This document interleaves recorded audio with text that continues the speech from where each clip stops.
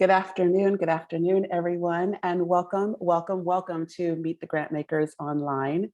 My name is Angela Richardson, and I will be the moderator for today's Meet the Grantmakers. I'm a senior trainer here at the Grantsmanship Center, and at the Grantsmanship Center, what we do is we offer trainings and we have publications that help you plan solid programs and write compelling proposals. So we hope you'll check out our website to see some of those publications that are available. So now it is my great pleasure to introduce to you the panelists that we have here today. Each time we have great panelists, and today is no different. So if you will join me in welcoming our first panelist, who is Nicole Wynter. Nicole is the Senior Director of Community and Investment Operations at Waco Foundation. Welcome, Nicole. Thank you for having me. And next we have Dr. Rose Weahkee. She is the Director for the Office of Urban Indian Health Programs and Indian Health Services. So welcome, Dr. Weahkee. And finally, we have Julio Marcial. He is the Vice President of Programs at the Liberty Hill Foundation here in Los Angeles, where I'm located. So welcome, Julio. Thank you. Thank you all for being here. We really, really appreciate it. So the first thing I'd like to do is I want to put you all on the spot a little bit and read just a little bit of your bios so that the audience knows a little bit more about who you are and a little bit about your background. I will let you all know that you have received the Grantmakers profiles, so you can see a lot more about their foundations, etc. So that's available for you. Okay, so Nicole Wynter, as I mentioned, she's the Senior Director of the Community and Investment Operations for Waco, Texas, for the Waco Foundation, rather, in Waco, Texas. She's had over 10 years in the nonprofit sector. She's been with the Waco Foundation for just about 12 years now, I heard in our introductions. She's now the Senior Director of Community Investment and Operations, where she facilitates capacity building and grant making programs. So I'm looking forward to hearing about that. And she also facilitates compliance with national standards for community foundations and supports the operational and human resources responsibilities. Dr. Rose Weahkee is a member of the Navajo Nation.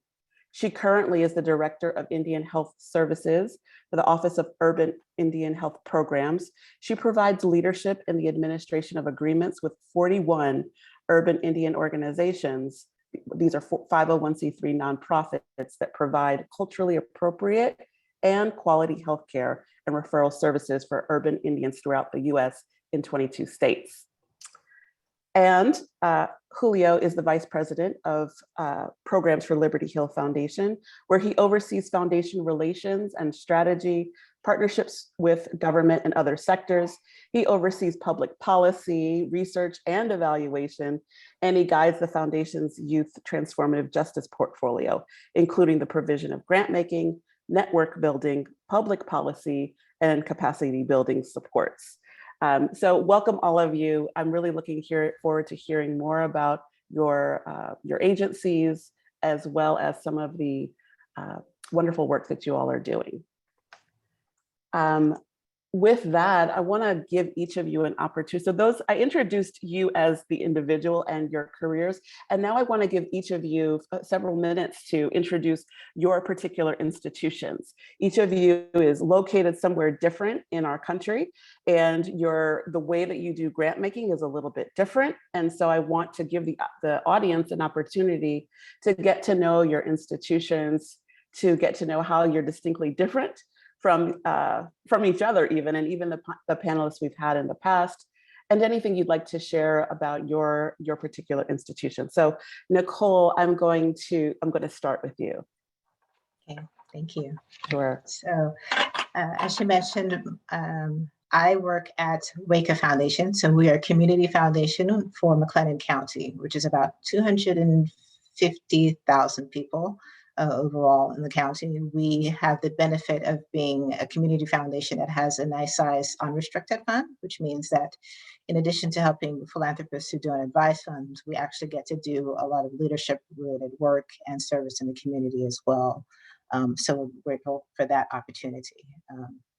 And so that's the bulk of our work. We try to be responsive to the community as a whole because we are the community foundation, but then we also have some focus areas around racial equity, nonprofit capacity building, supporting vulnerable populations, and things like that, helping people live with poverty as well. Nicole, would you just briefly explain what you mean by community foundations? What makes you guys different? Thank you.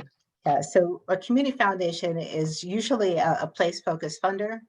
We have a set of standards, well, not of all, most of us have a set of standards that we operate by that allows us to provide support to the community. So in a community foundation perspective, the money comes from individuals within the community and it goes back out to those same community members. We tend to focus just on a particular area, service area, and because we're responsive and trying to be representative of the whole community, we have a tendency to want to be somewhat neutral in our approach to things and be a convener and offer lots of types of supports to communities. So we're different from private foundations in that way. Thank you so much. Dr. Weahkee. Yes, thank you. Well, I'll first let you know where my office is located. My Office of Urban Indian Health Programs is out of our Indian Health Service headquarters in Rockville, Maryland. We also have 12 regional offices as well that serve tribal and urban Indian communities throughout the country. IHS is a federal agency. As I understand it, I may be the first guest on the panels that are from the federal government. We are within the U.S. Department of Health and Human Services, and we're the primary healthcare provider for American Indians and Alaska Natives throughout the country. I'll also say that, explain a little bit about the Indian healthcare system. Again, I'm a part of the federal government component, Indian Health Service, but we also have tribes who directly operate their own healthcare programs. And then the part that I oversee, Urban Indian Health, we have the 41 urban Indian organizations that are located throughout the country that are nonprofits and serve the urban Indian population. So there's basically three components: the federal, the tribal, and the urban Indian health program component. We have several grant programs just out of Indian Health Service to address tribal and urban Indian community needs, ranging on a whole different service areas. So diabetes programs, behavioral health, suicide prevention. My office runs one particular grant program called the 4-in-1 Grant Program. Urban Indian organizations, the 41 are eligible to apply for that one. And it has basically four components: immunization, health promotion and disease prevention, mental health, and substance abuse. But essentially, the programs determine, and the tribal communities determine, what their unmet needs are at the local level, apply for the grants, and deliver the care according to those unmet needs. But thank you for the opportunity to join today. Thank you for being here. And Julio. Thank you, Angela. Julio Marcial, representing the Liberty Hill Foundation. We are a public foundation, which means that we are a grant-making program that raises money from individual donors, private foundations, corporations, as well as city, county government. And so we've been in existence for 45 years. And I think what sets us apart from many other foundations is that our grant-making is participatory, meaning we actually recruit a community funding board of people from the community to guide our grant making. And we've done that for the last 45 years. Prior to Liberty Hill, I worked at the California Wellness Foundation for almost 2 decades, which was a private health foundation that focused on 58 counties across California, whereas Liberty Hill is place-based. We focus on a small region called LA County, home to 10 million people, which is larger than 44 other states. So our work is pretty large. Thank you. So that is our panel today. I'll just remind you that there is a Q&A down there. So go ahead and you can start your questions that you have for the panelists now that you know a little bit about them. And I'm going to start with the questions that were submitted in advance. So the first question, and Nicole, I'm going to start with you on this first question. One of the participants said, the world has shifted since COVID. We're in the shadow of COVID. And they're wanting to know from your foundation's perspective, what kind of things have shifted with you philanthropically in terms of application volume, competition, your funders' priorities, and how you view requests, and any other thing that you want to add about, as we're all emerging from the shadow of the pandemic, we are hoping, have you seen as some of the great shifts that your institution has done and seen? So when the pandemic hit, we actually ceased all of our regular grant making, drafted new grant programs, and then issued those out. And so part of what we did in those situations is we reached out to certain organizations and asked them if they needed money. And then we reached out to organizations and offered invitations for proposals to come. And so from that, I think what has continued is we've solidified and deepened, rather, some of the relationships we have with some of our community partners in a greater way. We have also continued to work with them past the COVID space, even though technically we're not out of COVID yet. And then we've also seen, we created a critical needs grant program, which we continue to support through the nonprofit. And we have that cycle that continues to do work. And so while we're returning to a lot of our grant programs right now, the ones that we had prior to the COVID, some of the nonprofits are slower to come back. So we're still kind of working that space to understand what's the delay in approach, and then having conversations with nonprofits to understand where they are. I think a lot of our nonprofits did a lot of downsizing and revisiting of what they do and how that work looks. And so that has shifted the way that they think about approaching the local foundations now. Thank you. Dr. Weahkee? Yes, I think probably as folks may be aware, and has been in the news media, that COVID-19 and the pandemic has disproportionately affected the American Indian Alaska Native population, including my own tribe, the Navajo tribe. And so, yes, a lot of things shifted, shifting to telehealth services. And, that was difficult for a lot of our communities when you are in remote and rural locations where you don't have that broadband, students not being able to access, school in a virtual way or access services, not having the infrastructure there, perhaps lack of water, lack of housing, multi-generational households. So there was definitely a shift. And I think early on in particular, like most of the country, it was a pretty difficult time to make those shifts and competing for testing and PPE and all of those types of things. But I think for our grantees, our tribal and urban Indian communities and healthcare providers and hospitals, it also provided opportunities to be innovative as well. So the shift to telehealth and figuring out ways to deliver care to dispersed urban Indian communities and remote and rural locations provided some opportunities that I think our grantees and tribal and urban Indian organizations will carry on even after post-pandemic. So I think it also provided that opportunity. We're lucky to get influx of COVID-19 funding and supplements to be able to support our federal and tribal and urban facilities as well. Rather than put those out in grant programs, we wanted to get those funds out as quickly and efficiently as possible. So we used our existing agreements and contracts with tribal and urban programs to get those funds out. I would say the other key thing that's very critical in the work that we do is our tribal consultation policy and our urban confer policy. So immediately when we received funding, when there was the impact of the pandemic, we sought input from tribal leaders and tribal governments about how best to provide the funding and other resources and how best to partner with other federal and state entities. We also sought or conferred with urban Indian organizations. So we're the only federal agency that has a confer policy with nonprofit urban Indian organizations. So that again gave us that ability to hear directly from communities, from tribes about what the impact was, and come up with the best way to deliver that. And we did that. We've been doing that throughout the pandemic and continue to do that. So I would say those are probably the biggest highlights. from what's been occurring over the past 2 years. Thank you. Thank you so much. Julio, how about you guys?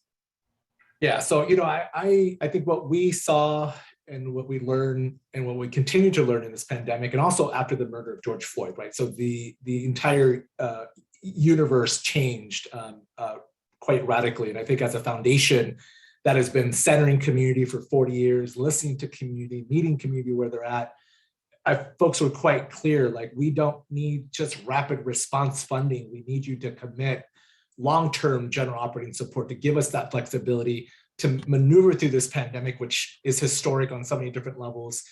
And then just the racial uprisings also just changed that dynamic. So we had to look internally on how we could be a better partner to the community, meet them exactly where they were. Folks who were having to work from home, they didn't have access to the internet. So like, we had to change our entire application process. We got rid of proposals.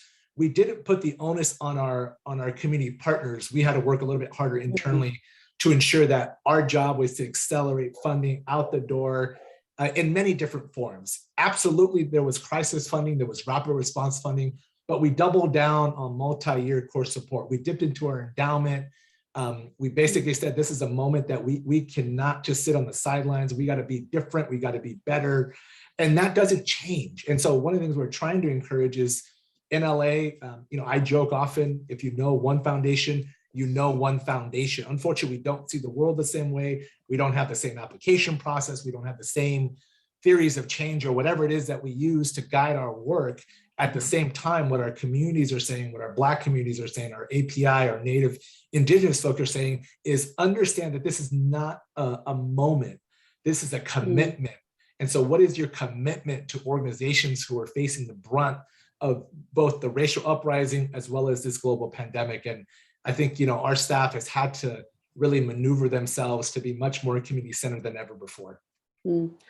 Thank you so much. You bring up so many great points, which I want to pick up the threads of. One of the things that it brings up for me is how, as you were sharing it, just as this historical thing has happened to the nonprofit sector, that includes funders. And so there's, just as nonprofits, we as nonprofits are having to look at our programming. I've really been struck by how funding institutions have also had to reflect and think about, how do we meet this moment? How do we support? And I've really been moved as I hear from different funders of all the different ways that they're thinking about changing application processes, how they communicate with their grantees, and some of the things that you raised. And it really, it does very much vary foundation to foundation. So thank you for bringing up some of those points. I want to turn another question back to you, Julio, and then I'll open it up for the others to answer as well. Another question that came in was about diversity and equity and inclusion. And justice issues that are impacting the philanthropic community and influencing the types of requests. In your case, you guys don't have applications, but I think this question is coming from the fact that it's after the murder of George Floyd, we had to turn towards this topic in a way that we always should have been, but maybe weren't doing, in a way that we couldn't turn away from it anymore. And so funders are asking questions about it. We're having community dialogues about it. And from Liberty Hill's perspective, how are you all engaging in this topic of racial equity with your grantees and also internally? Well, it's not just with our grantees and internally. I think it's also with our other foundation partners and corporations who, after the murder of George Floyd, they all put out statements that we stand in solidarity, we support Black lives, we support Native lives. Oh, but we don't actually practice that on a regular basis. We don't have representation on our board. Our staff doesn't reflect that diversity. And so you can put out a statement, which is words, but what are your actions? And so the phone hasn't actually stopped ringing. I actually do a lot of work with our internal staff around understanding the moment that we're in, as well as the commitment that we're making to justice, equity, diversity, and inclusion, which has been thrown around in philanthropy for 20 plus years. One of the first conferences that I went to, which is in 1999 for Grantmakers in Health, was around philanthropy and the need to really center race equity. So again, it's been 20 years in the making, and I think people have, some foundations have done well, others have struggled. I think it matters, number one, who you recruit to your staff. I think it matters that personal experience that you show up with. When I started in philanthropy, it was different. Most of my peers were PhDs and were looking at this issue more through an academic lens, whereas now I feel like I'm in space with, actually, I work with community organizers now. We actually make an intent at this foundation to recruit community organizers because that's what we focus on. We're really interested in systems change.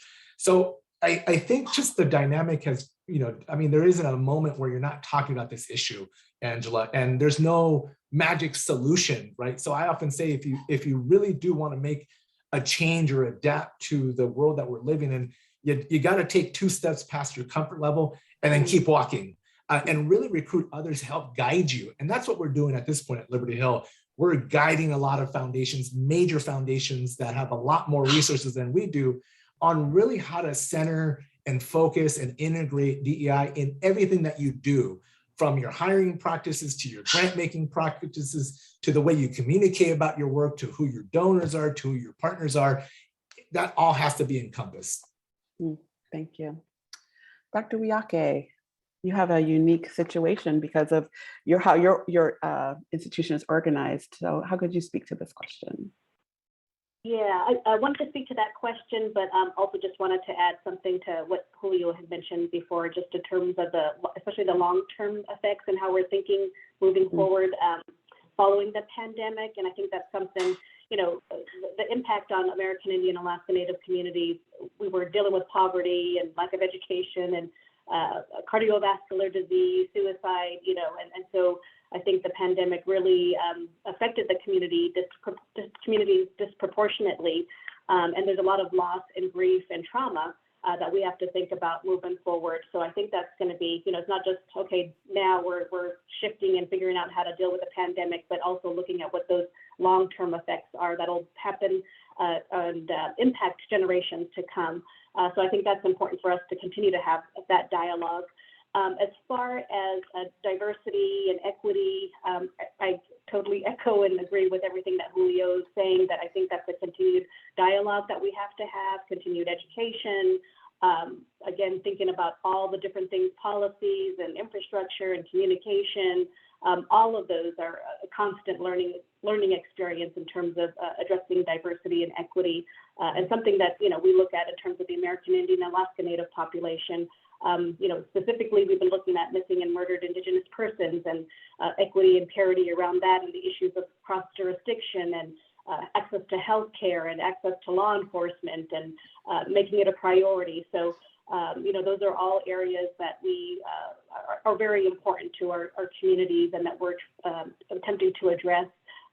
It's different in federal government as well, but it definitely is a priority of the administration, a priority of ours, and we'll continue to work and fight and advocate for equity and diversity and inclusion. Great, thank you. Nicole? Yeah, thank you.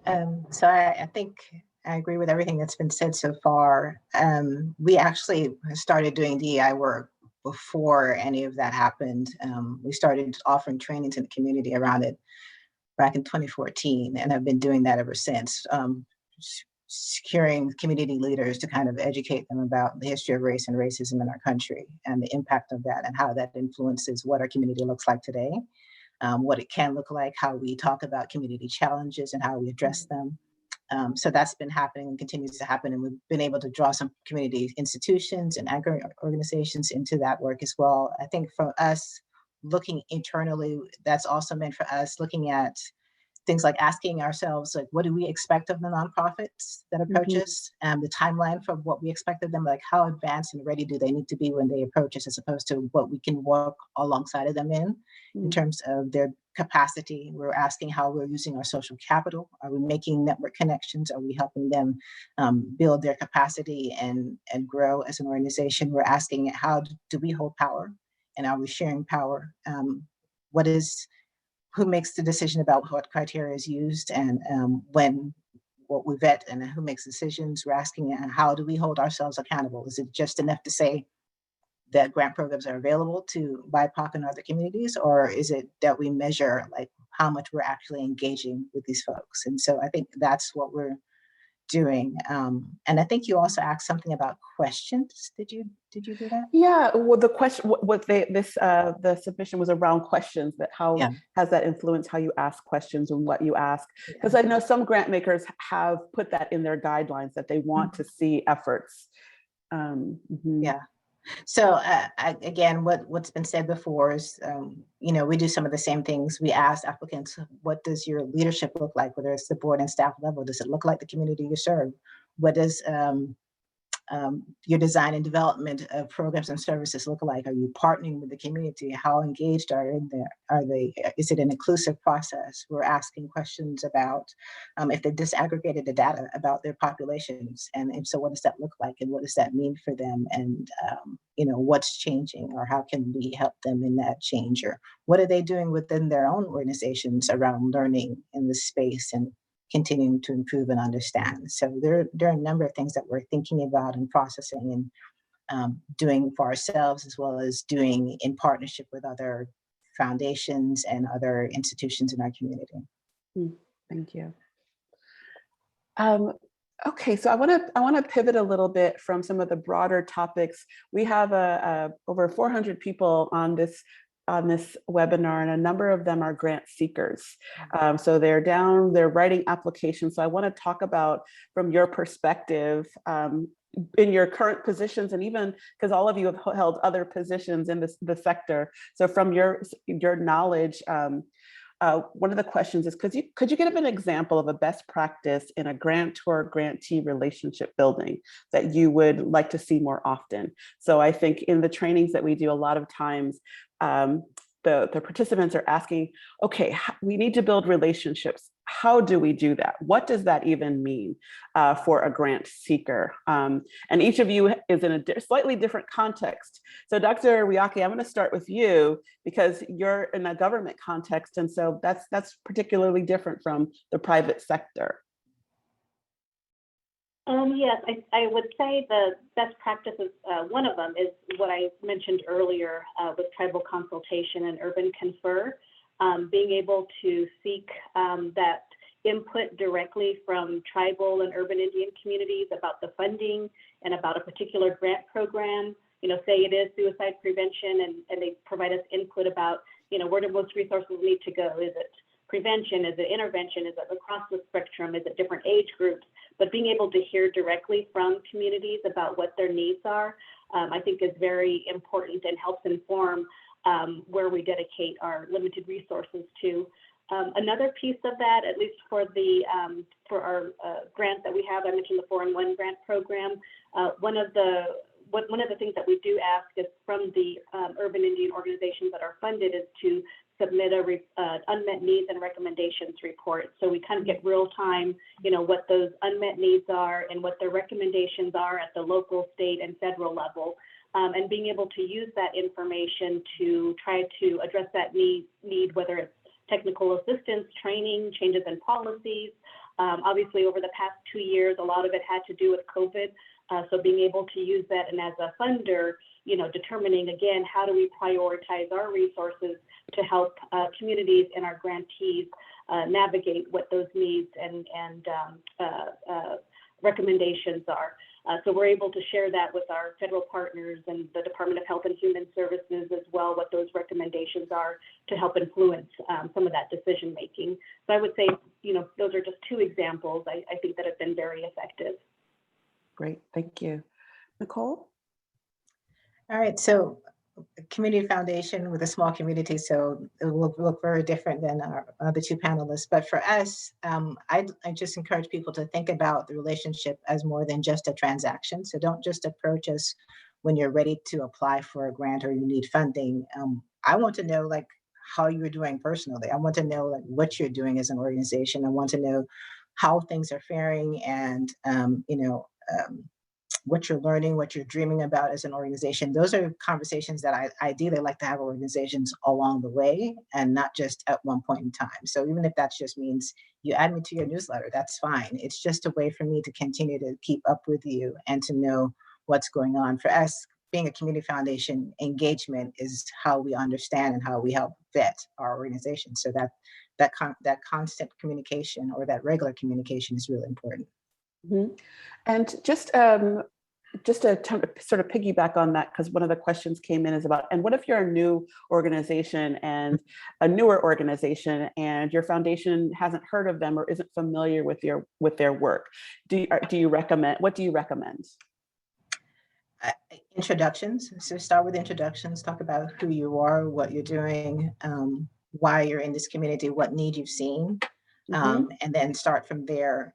I think newness and funding, it's a complicated conversation. And so I think, honestly, it kind of depends on where you are in that space, whether or not your programs are new to the community or just new altogether. You know, if you are an established somewhere else and have a history and a track record of success, there are a number of things that come into play in thinking about whether or not the timings are right for an approach. So I think those are conversations that, again, can only have in context with the particular funder. As Julio said, you know, if you see one funder, you kind of see one funder, and that's a little bit of truth there.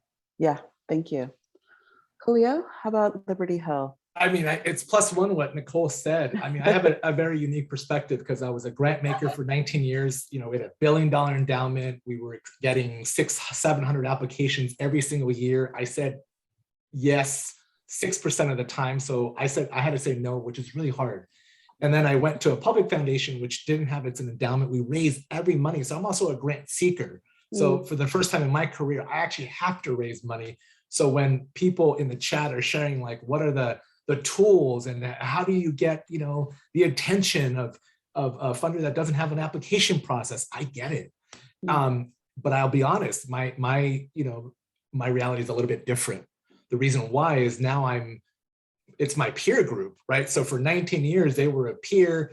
I now have relationships. I still have those dinners, those lunches, those breakfasts, those conferences. People know who I am. They know the work that I'm a part. And so I kind of feel like I have an advantage because I know how foundations work. I know their guidelines. I know their people. I know their CEOs. I know their board. And unfortunately, sometimes that's the case. But to Nicole's point, I also help very small grassroots organizations as a volunteer to help them raise money in rural parts of California where there isn't a foundation base, there aren't individual donors. They're working with farm workers, migrant workers on issues that aren't, quote unquote, you know, philanthropic, sexy. And the reality is I would suggest the same thing. It's around relationships. Nowadays, there are many tools that are free. So the small organization that I'm helping, you know, we've raised about $4.5 million the last 3 years. A lot of it, I've been using social media. It's free. I'm always telling them, you got to tell your story. If you don't tell your story, no one will. We help introduce them to funders and donors. Look, in my career, I don't think I've ever said no to anybody saying, do you want to go to lunch? That's just how I am. I'm an information junkie. My insecurity is not knowing. I'm not saying everybody's like that, right? But my point is to broker a relationship matters. I've often said that I fund people, not programs, right? Because in some way I'm an advocate. I have to go back to my board. I have to make the case and I have to actually understand who am I partnering with? I'm an advocate, right? When I'm actually making a $1 million recommendation or a $5,000 contribution, you know, you have to help me understand who you are, the work, much like Nicole mentioned. So for me, definitely, you know, reach out. The worst thing that anybody can say is no, but it's really rare in my opinion. And definitely do your homework. As I said, every foundation puts up their guidelines. Look at that language. It was really interesting to me when I was at Wellness. You know, we were giving out $40-50 million a year. It's like no one ever actually went to our website, never used that language. All that language is actually written by staff, approved by the CEO, approved by the board. So it's like right for the taking. Figure out how you align with the actual, you know, the words and the strategies that our foundation is saying we want to invest in, and then obviously connect the dots, because otherwise there's always a little bit of a challenge when, like, is this a fit or not? Look, grant making is art. It's not science, unfortunately. And, you know, there are human beings behind every foundation's decision-making process. We all see the world differently. And sometimes I just want to apologize to grant seekers for all the amazing work that they're doing and for all the no's that they get, because no's really suck. Thank you. Dr. Weahkee, I want to turn to you because you do grant making in a federal agency, which is very different than how grant seeking happens or grant making happens in the public sector. Sorry, the private sector, like with Nicole and even Julio to a bit. So engagement, for example, is like, so where he's going to lunch, your offices are in Washington, D.C. when we were open. So going to lunch with a federal program officer is a little bit different, and there might be other. Could you talk a little bit about what grant making is like in a government context? Because I think it relates both on a federal level, but state and county, so people can know a little bit, distinguish between those two kind of contexts. Yeah, well, some of our funding has very specific requirements in the law as well. So sometimes that that drives what a notice of funding opportunity would be. But, of course, being part of the federal government or probably state government, you have, a lot of rules and things to follow. Really what we do is put out a notice of funding opportunity that the grantee responds to by the deadline date. And then we have an objective review committee that comes together that reviews those applications and scores those and ranks them. And so depending on, how much funding is allocated for that particular area, if it's behavioral health, then there's so many awardees that we provide awards to. I would say as far as differences too, we understand that many of our tribal communities or urban Indian communities may not have grant writers and capacity. So just taking that into consideration. And so when we do fund somebody, definitely work towards providing the technical assistance or training on, how to write a budget or things like that, so that they can be, more successful, not only in implementing and delivering the programs that we might be funding, but also in terms of being more successful in applying for other federal grants as well. So we, it's not just about monitoring the programs, but ensuring that we're providing technical assistance and training as well. In the case of meeting with people, we are a bit limited because we can't necessarily only provide information to one, grantee over another or something, one applicant over another. So instead, if we're hearing those questions, we try to offer the same information, a webinar or training to all the potential applicants, so that way we can still share information, but it's more on a broader, and we're not giving any one particular grantee an unfair advantage over another. But really looking at it from that perspective, we want programs to be successful. We understand that not all programs, like I said, have grant writers or the capacity, but they might have significant need, be it a small program, a small tribe that has significant need in their community. We want to try to help any way that we can in that process. Wonderful, thank you. I'm really struck by, I just want to share with our audience that one of the things I'm hearing, and I've heard over and over from panelists and grant makers, you all want the nonprofits to be successful. Right there, if you want them, you said it yourself, Dr. Weahkee, we want you to be successful. And some of the ways that you do that is through the resources that you offer, whether it be your websites with certain language like Julio mentioned, or Nicole's invitation to put us on your email list, or tell us what you're up to, or what you just shared about the webinars that you offer to participants. These are some of the resources that are out there for those of us that are grant seekers to get to know those funders that we're thinking of applying for. So I want to just underscore some of the things that you all shared of this is how you build relationship. Use some of the resources that we put out there, and then there's some individual ways to get to know us more. Can I jump in real quick, of Angela, course, on that last point? Because I think absolutely right. Understand the intent is like, I'll use an ice thing. I really truly want folks that do this work to be successful. And we also recognize that philanthropy, I think I've seen it in the chat, is broken. Absolutely. Nobody is questioning that at all. The reality, and again, I'll say this over and over and over, if you know one foundation, you know one. We don't actually all align nationally, locally, regionally. And that's just the origin of our dollars, which is a bigger issue too. So you think about where this money comes from, and have we had the conversation around truth and reconciliation, right? That these dollars come from some not so good things. That's a whole different conversation. But part of my point was, when you think about unlocking dollars, like we've actually now figured out new ways to get money from the government to nonprofits. Why? Because foundations often think they're the elephant in the room. They're not. They're the flea. Like Mhm. if you, our budget in LA County is $39 billion, 30 with a B. If you look at all the philanthropic funding that comes into LA from LA-based foundations, you're talking about maybe 100, 150 million. So one of the things that our groups have said is, how do you not just unlock those relationships with foundations and donors? How do you help us access public dollars? So we have a new initiative putting the public back into public dollars, where we've actually set up a third-party administrator role, because a lot of the, a lot of the reasons why people don't go to government funding is that you need insurance, and the liability, the auditing, it's very complex.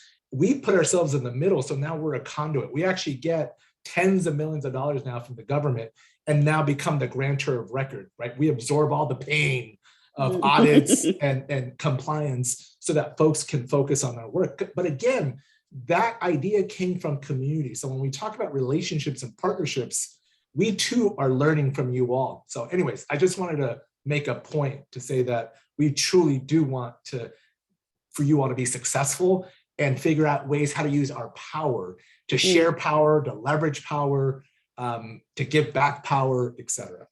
Thank you, Julio. I was just scanning through some of the questions in the chat, and there's a number of questions about general operating, unrestricted funding versus program-specific funding. And I wonder if you all could speak to how your funding institutions handle those different kinds of requests. Nicole, maybe we'll start with you. Sure.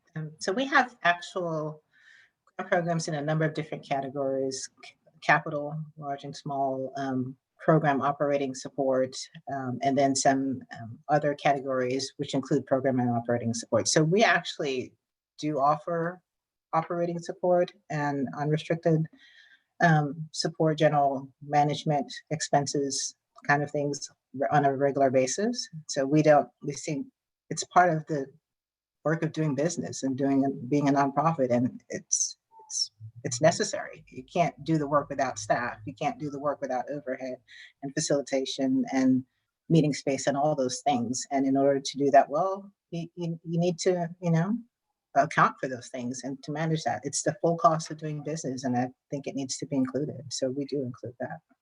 And just a follow-up question, and from your perspective, because I do think that when you're applying for general operating, there are some ways that what foundations or funders are looking to see, things that you can demonstrate in your general operating applications.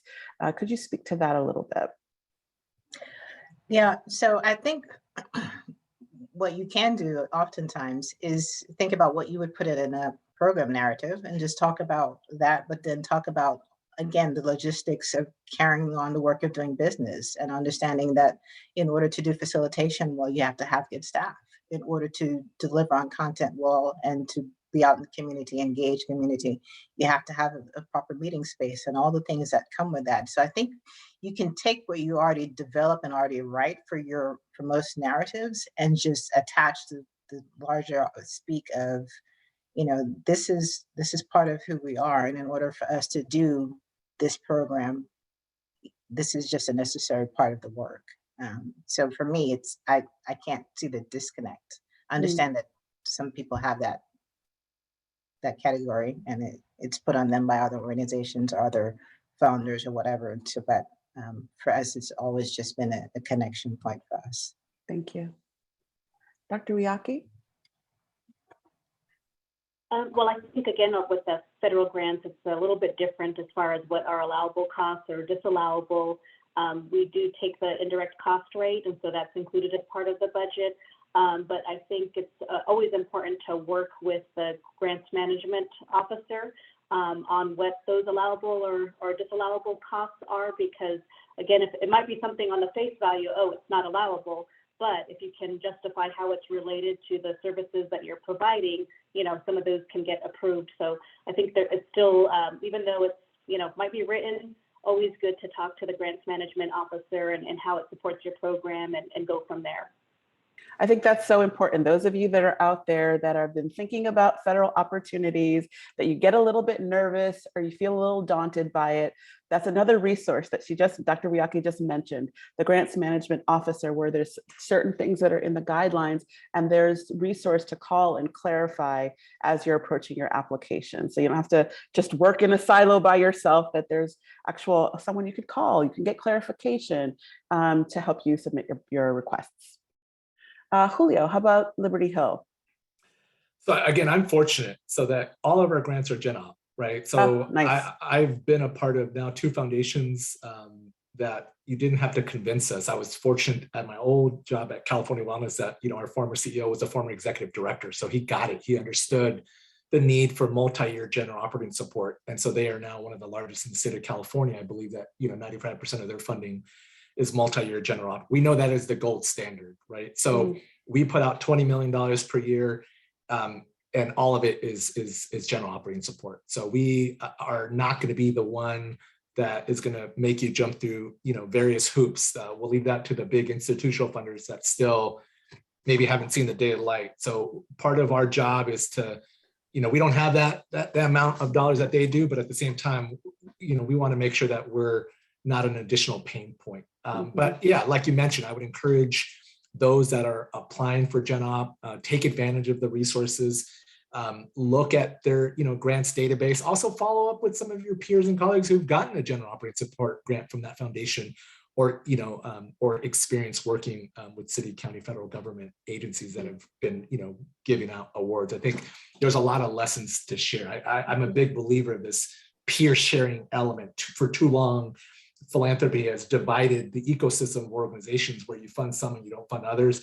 So that has created division. I think it's incumbent upon all of us to work across the aisle to help one another, and to really do more of the collaborative spirit of supporting this wide body of work. But yeah, that's what I would say.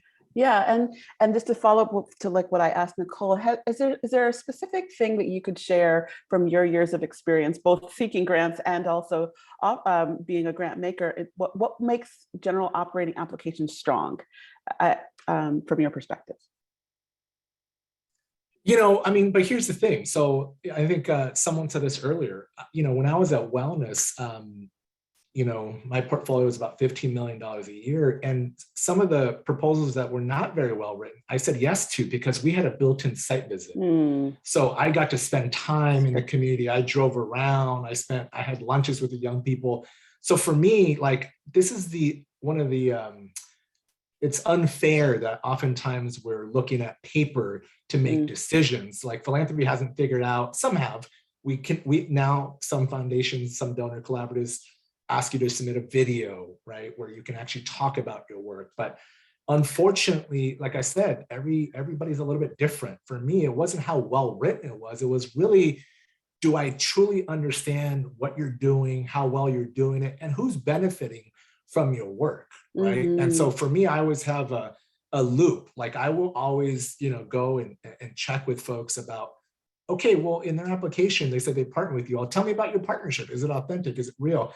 So for me, like, again, information is so, I need it up front, right? If I'm going to be your advocate, I truly want to be a support system for you, not even just for Liberty Hill, but to help you with the California Endowment, for a Wellness Foundation, for Vanguard, for other foundations, so that I can also be an ambassador for your organization. But for me, every application is different. There's not following an algorithm. Yeah. Honestly, I sometimes it's my gut, and that's just, you know, unfortunately, that's just the reality. Thank you. So that kind of takes me into this next question that came through. There's so many good questions here. But the question is, how are you balancing the need for information to ensure that you understand the impact of your funds with the need to reduce the burden on the recipient so they can spend more time conducting programs and finding additional funding? There's another similar question about that around outcomes-based. So how do we report our outcomes and yet not spend all of our time having to report the outcomes? So that's another part of this grant-seeking process. So I wonder if you all could speak to that. Let's see, I lost my track of my order. I think Dr. Rose, we're gonna start with you with that one. I think this one really ties back to the relationships with our grantees and establishing that communication and trust with grantees, because I think it's an ongoing process where we learn from each other. What's the burden and impact on the programs, and then for us, there's a certain need that we need information as well to be able to request funding in our budgets, right, to Congress to be able to fund those programs. So it's definitely a balance, and I think as we educate each other, learn from each other, communicate, that we can find a nice balance between getting, perhaps what we might need, for my office to be able to educate about the funding and the reasons why we need more funding to support tribal and urban communities, and balance that with ensuring that the programs aren't inundated with all of these data calls and reporting requirements that sometimes we take them away from the program. So it's definitely been a learning process, and we've been engaged over the past with our last cohort of grantees just on this specific topic about tools to make the reporting requirement easier, perhaps making that more electronic, something that not only we can pull from, but the grantee can pull from and their trend data over time to use for other grants. So that's something that we're in an ongoing process in partnership with our grantees. Thank you. And just to follow up, I just noticed this question. It's specifically for you, so I'll just take the opportunity to ask it. She says, Dr. Weahkee, when I think of federal grants, I think the organization has to be big. And what I hear you saying is that you also do specific grant making to nonprofits that may not be as large or have the capacity they think to take on a federal grant. Is that number one, is that accurate? And is that true for other applications inside the HHS, Health and Human Services? Yes, that absolutely. Smaller tribes, smaller organizations. We definitely fund the whole range of very, large multi-site organizations to, you have one location, maybe it's more outreach and referral type services and not yet providing direct care. So really there is the whole spectrum. And I think what Julio mentioned earlier about partnership, that's also important, because even though you might see eligibility, say only a government entity, maybe that's an opportunity, or an educational institution, maybe that's an opportunity for you to partner with that entity to be eligible for that particular grant program. So there's ways, even if you don't have the capacity and you're smaller in size, that partnering with other entities, would be a good step in that direction. I've been on the other side, worked at an urban Indian organization in Los Angeles, United American Indian Involvement, and we did just that. We partnered with UCLA on the evaluation pieces, if that was a component of the grant. If it was a government entity, we try to partner with a county of LA or a tribal organization to be eligible. So take advantage of that and try to think of ways, innovative ways about how you can seek those funding resources. Thank you. Nicole, how about that question about that balancing the need for understanding impact versus conducting programs for nonprofits? Yeah, it's interesting. I think all three of us have all worked on the other side of nonprofits, and sounds like maybe all in the fund development departments as well, raising funds. I think that provides some insight for how we approach the work. I know I personally, every single year before we launch our grant cycle, I revisit our questions to make sure that they're right size, that they're reasonable, that we're asking things that we use, that we're asking for information that makes sense. And we don't set any kind of metrics or standards for what nonprofits submit. So they decide for themselves what they want to say their outcomes and their outputs are. And then it's just a question of saying, did you meet those? And it's like maybe 5 or 6 questions that we're asking at the end of the grant to kind of understand where they are and how successful, what lessons they may have learned along the way. So we do try our best to keep it simple, and we continue every year to kind of make it an iterative process where we're consistently reviewing that and seeing how can we make this easier for the sector. Thank you. Julio? I just need to follow Nicole. There's nothing much more I can add from that perspective because it's very similar. Yeah, okay, great, thank you. We are at the top of the hour already. I can't believe it. That went so fast. I want to There's so many wonderful questions, and I just want to say thank you for you all for submitting such thoughtful questions. I tried to weave in as many as I could. I want to use the remaining time that we have, however, to offer the panelists an opportunity for a final word of encouragement or thought or anything to leave the audience with. So Julio, I'm going to start with you. A final word. Yeah, I think if you leave this conversation, number one, I think I heard there's 1,000 people on this call, which is amazing. And I recognize that oftentimes you may think you're just doing this on your own, but there are a lot of folks out there that really want to help. Even in my current state, as a volunteer fundraiser, I'm always like, can you asking other friends and colleagues, can you take a look at this proposal? Can you introduce me to this potential funder or donor, or I'm going to different events. I would just encourage you, one of the things that I think I've been taught later in life is it's okay to ask for help, right? We don't all have the answers, and it's a two-way street, right? Even as a funder, I'm still a student. So let's make time and effort to really connect and share more about what each of us are doing and understand our respective roles. Thank you. Dr. Weahkee? Yeah, just echo that as well. And, I think we all talked about how important relationships are in relationship building, whether you're seeking funding from the federal government or private foundations or other entities. So just remember that, may have presented here for just an hour, but, we're establishing relationships, virtual relationships with you. So please don't hesitate to reach out and call or send us a text or write and let us know, what your needs might be. If I know if I don't have the answer, I'll definitely seek it out from my other counterparts as well, but we're here to help you all. Thank you. And Nicole? Just say, if your grant maker, whoever you're approaching, allows you to make contact with them, take advantage of it. That's the best thing you can do. Start a conversation, figure out what you can learn from each other, and don't shrink back from using that space and that time. Yeah, thank you. Thank you all so much. There are so many great nuggets. I know I'll be going back to watch this recording. Some of my takeaways are, that you all want us as not grant seekers to be successful. There's a lot of resources out there, some great tips around building relationships with those building not just the immediate, but long-term relationships with those that we're seeking funding from. So I just thank you also for being, for everything that you brought, everything that you shared. I want to thank the participants again for all of your great questions. And of course, I want to thank our sponsors that help make this possible, the Foundant Technologies, Grant Station, and also, of course, the Grantsmanship Center. Thank you all so much for your time, your attention, and of course, your great efforts on meeting the challenges of this world that we're in. Thank you so much. Have a great rest of your day.